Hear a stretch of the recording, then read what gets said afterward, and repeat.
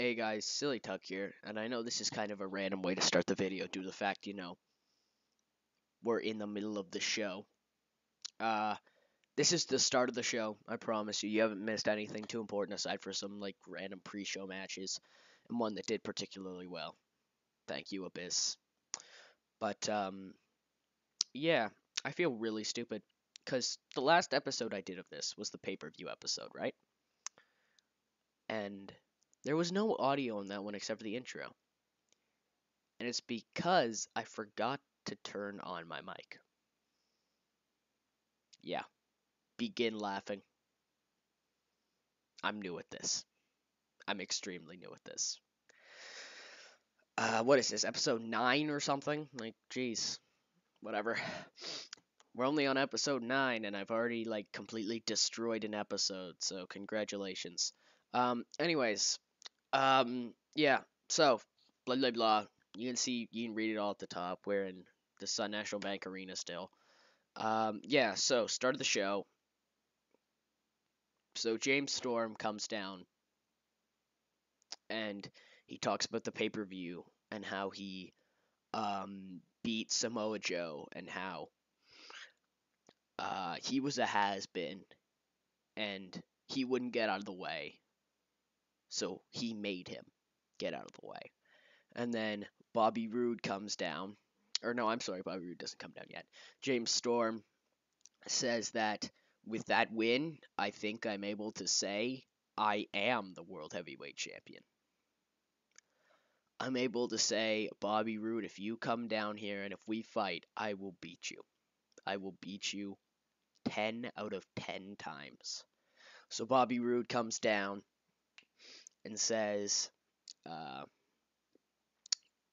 you really think that, don't you? You really think that, don't you? Even when we were in beer money, you always thought you could beat me. Even when you were in beer money, you thought you could beat anybody. But you can't. And you know who's going to prove that tonight? Jeff Hardy. When you face him in our main event, a number 1 contenders match. And if you win, you get a shot at the title. And if you don't, you go back to being a lonely mid-carder. Oh, right, and then we have our main event. Yep, so getting that out of the way. Pre-booking expected. No, none yet. And with a C. Oh my god.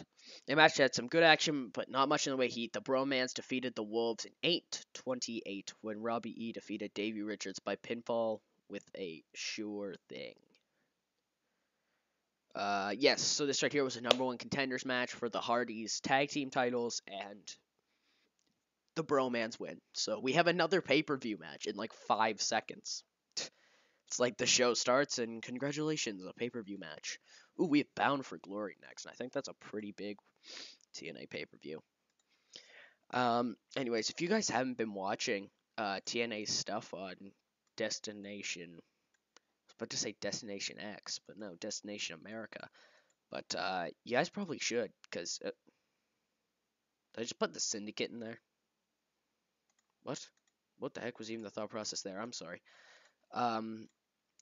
Yeah, if you haven't been watching that stuff, you probably should, because I can't, because I don't get the channel where I live.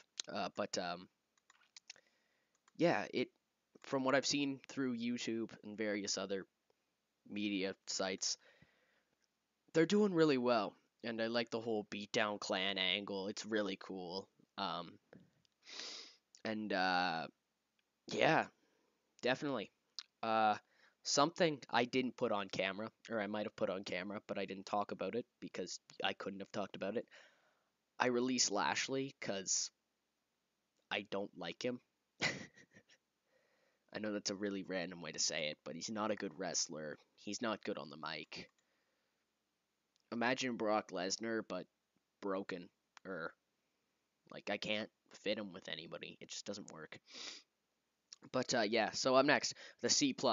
Backstage, Samoa Joe is shown telling Magnus that he has his back later tonight.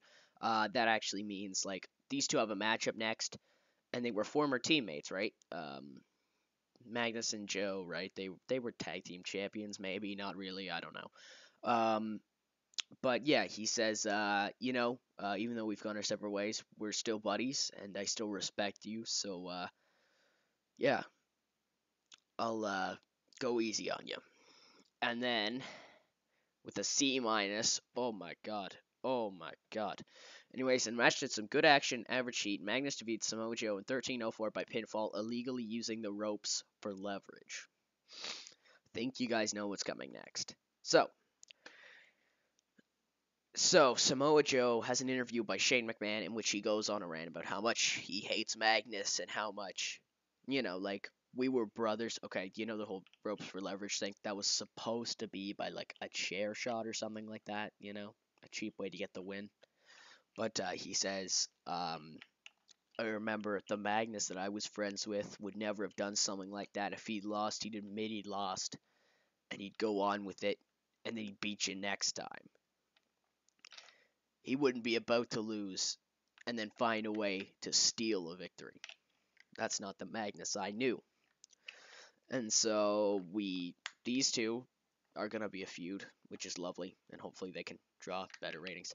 Anyways, so in a match that had some good action, but no actual heat, Matt Sydal defeated EC3 in 8:19 by pinfall with a cyclorama. A what the what? Anyways, Matt Sydal's debuted his Daredevil gimmick as it has gotten an initial A+ rating.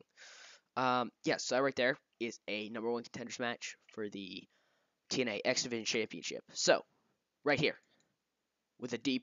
Wow, that's like gonna like give me a heart attack here. Anyways, that probably just ruined the entire X Division storyline. But Mike Tenay and Taz hype the upcoming match between Spud and Matt Sydal from the comfort of their announcer's table. It's probably a very nice announcer's table, I imagine. I'm Shane McBloody Man, I'll do what I want. Anyways, that's a horrible rating. But in a match that's some good action, but not much way heat, Adam Cole defeated Jimmy Jacob in 7:45 by pinfall with a Florida key. Adam Cole's off his game tonight. That explains the C. But, up next, boom. So, the Hopeless hit the ring, right? Abyss and Gallo. And they start trying to beat down on Adam Cole. And then all of a sudden, right, the machine gun shoots down, and then Alex Shelley and Chris Sabin come in from the sides, back up at Adam Cole, and they brawl their way to the back. So a nice trio storyline we got going there. I definitely like that, and I do like to see that Christy Hemme helped Alex Shelley during this segment. Now with the C, a match has some good action, but not much away heat. Gail Kim defeated Angelina Love in 7:56 by pinfall with a neat defeat. During the match, we also had Awesome Kong run in and attack Gail Kim. So they're still going at it. I think they're the two best workers I currently have. Anyway, so Mr. Anderson makes an elaborate entrance doing his Mr. thing. You know what he does. And then, you know what, guys? I'm just gonna leave it right here. D+. That's kind of disappointing, but I'm gonna split up because I'm about to be cut off any second now. So, see you guys in a second. Hey guys, sorry about that little. It wasn't long for you, but whatever. In a match, just some good action, but not much heat. The Syndicate, which is Drew McIntyre and Ted DiBiase Jr., defeated Mr. Anderson, with Ted DiBiase defeated Mr. Anderson by pinfall using a foreign object. That's a disappointing rating, honestly. But MVP is... Oh, I must have read that wrong. No, I didn't read that wrong. That's written wrong. Anyways, Mr. Anderson is celebrating. Okay, he's not celebrating. Mr. Anderson is in the ring. Whatever. Then Drew McIntyre, Ted DiBiase Jr., Shane McMahon, and MVP run an attack, beating Mr. Anderson down to the mat. So, now, finally, in our main event with a C+. Wow. And about that featured great action, average heat. James Storm defeated Jeff Hardy in 8:02 by pinfall. And finally, with a C+, the camera remains focused in the ring, where Bobby Roode and James Storm engage in a tension-filled stare down. Neither give ground, as Taz says the tagline for TNA, whatever our pay-per-view is. Two friends, one goal, to win it all. Well, 2 former friends to win it all. 1 goal to win it all. 1 goal. Wait. I messed up with the saying of that. It's okay. I'll get it down later. All right, I'll be okay. Anyways, yeah, because you can tell that's kind of a thing going on. Samoa Joe versus Magnus. Roode versus Storm. Matt versus Jeff. No, I won't do that because trust me, I've done that before and it doesn't work out. Yes, so with a C plus, that's decent. That's better than ratings I've gotten before. These rated the pre-show match. You guys missed Bobby Roode defeating Bram with a C plus. Bully Ray defeating Kevin King. Defeating Kenny King with a C minus. MVP defeating Eric Young with a C minus. The Hopeless defeating the Motor City Machine Guns with a B minus. Spud defeating Low Key with a C minus, yes. And finally, Matt Hardy defeating Sonata with a C. And Nelson Creed. Yeah, so this is gonna do its random thing.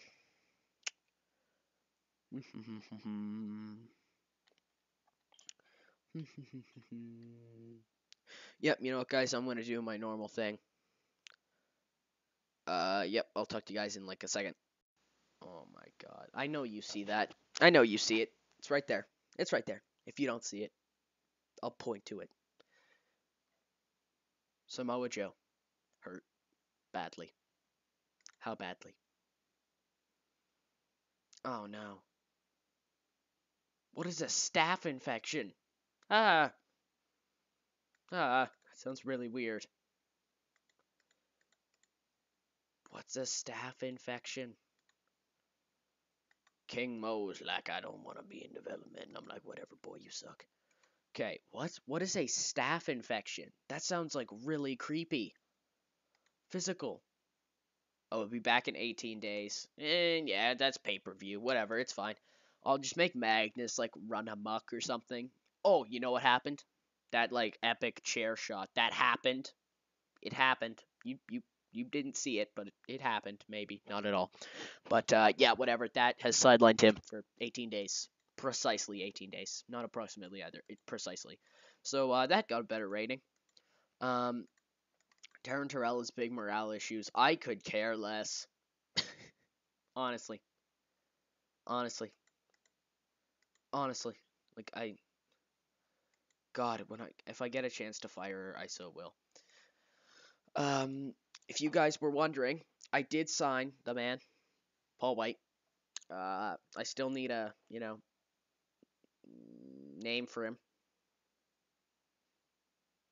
I'm definitely hoping he can do something because I'm obviously banking on him to come in and be like a huge, like, look how much money I paid for this guy. Where is he? Where's Paul? $17,000. God, like, I don't think anybody gets paid that much money. I don't think so. Maybe Bobby does. No, not even Bobby. Jeff Hardy does them without a doubt. It's like I'm overpaying Jeff Hardy. Ugh, whatever. I don't care enough. Like, I don't understand why James Storm is getting so little money. Like, Drew McIntyre's like hardly got any money, and it's freaking crazy. I don't know. Should I fire Sonata? I don't know. Whatever. Leave your thoughts below. You know where. Don't be like you didn't tell me where. But jeez, MVP's even making hardly any money. How much do we pay these people? Like that's Bully Ray is understandable why he's getting paid that much money. Like Jesus. Yeah, there we are, upper mid Carter. I'm like, that's what I was assuming for the guns to be upper mid Carters, but like it just wasn't meant to be, I guess. I don't know. Yeah, that's always what happens with me for some reason. It's always Saban makes it big first, even though he's only got D popularity. Oh, so does Shelly, so it doesn't even matter. Yeah, well, what can you do for a Klondike bar? Paul Wright is C plus popularity. That's like huge for us. So basically, it's like the second he shows up, it's like quick, throw him into like bloody, I don't know, every single situation ever. Physical. No, he's got no injuries. So what? I haven't. Why hasn't he arrived yet? I like completely don't remember. Employment history. Yes, I know, but just one. So there's Impact Wrestling's TNA Bound for Glory. Right, so he's right here. Is SmackDown. Right. Raw and Superstars. Those would be two things that.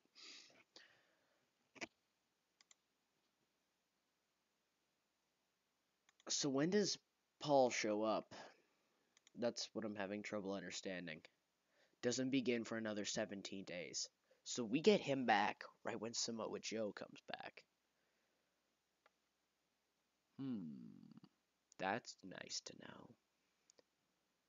Wait, does that say a non-compete clause? When did I give him a non-complete clause? Does everybody have a non-complete? No. No, so he just doesn't have to wrestle whenever he doesn't feel it. Whatever, that's fine. It's Paul. It's Paul. He's my buddy. He's my buddy. That sucks too, because that means I probably can't sign Brock. Anybody I can put him with? No, not really. Yeah, anyways, guys, yeah. I'll, see you guys in the next episode. Really informal ending, but, yep. What can you do? I'm excited. Are you guys excited? Anyways, I'll see you guys tomorrow, maybe later today. I can't be bothered anymore to know when I'm gonna make a video. But yeah, I'm excited. I hope you're excited. Yeah, this ending's been way too drawn out. Yep, guys, Silly Tuck out.